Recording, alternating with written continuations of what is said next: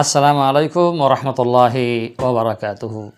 দর্শক শ্রোতা, আশা করব ভালো আছেন। আজকের ভিডিওতে বিষয়বস্তু হলো যে তারাবিহ নামাজ পড়া কি, আর কেউ যদি না পড়ে তাহলে না পড়ার কারণে কি সে গুনাহগার হবে? তারাবির নামাজ তরক করার কারণে কি তার কোনো গুনাহ হবে? ছাইড়ে দেওয়ার কারণে কি তার কোনো গুনাহ হবে?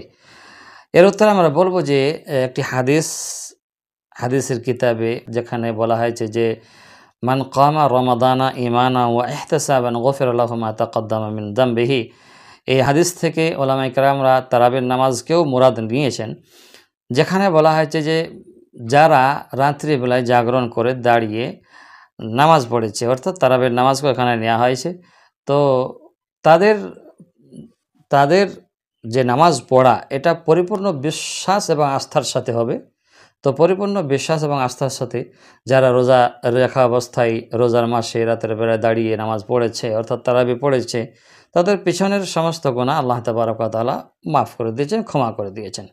ওলামায়ে কেরামরা বলেন যে তারাবির যে নামাজ রয়েছে প্রত্যেক রুকুতে বা সাজদাতে 1500 করে নেকি পাওয়া যায়। এবারে অনুমান করে দেখলে আমরা বুঝতে পারবো যে তারাবির নামাজে কত নেকি পাওয়া যায়। আমরা এর উত্তরে বলবো যে তারাবিহ এটা একটি নামাজ যেটা দুই রাকাত করে পড়া যায়।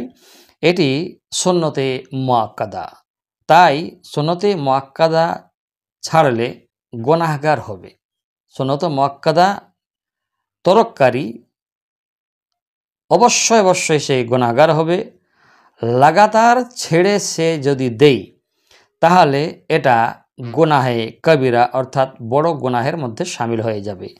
এখানে আমরা আপনার জেগে প্রমাণ হিসাবে আপনার কিতাবের নাম বলবো দুররুল মুহতার কিতাবুস সালাহ বাবুল বিতর ওয়ান নাওয়াফিল এবং মুবহাসুস সালাত তুত তারাবিহ 2 নম্বর খণ্ড 495। আমরা তাহলে বুঝতে পারলাম যে তারাবি নামাজ যদি বিনা অজরে তরক করে তাহলে সে সুন্নতে মুআক্কাদা তরককারীর কারণে গুনাহগার হবে।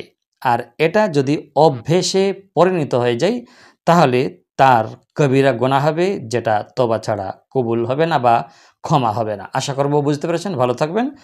আসসালামু আলাইকুম ওয়া রাহমাতুল্লাহি ওয়া বারাকাতুহু।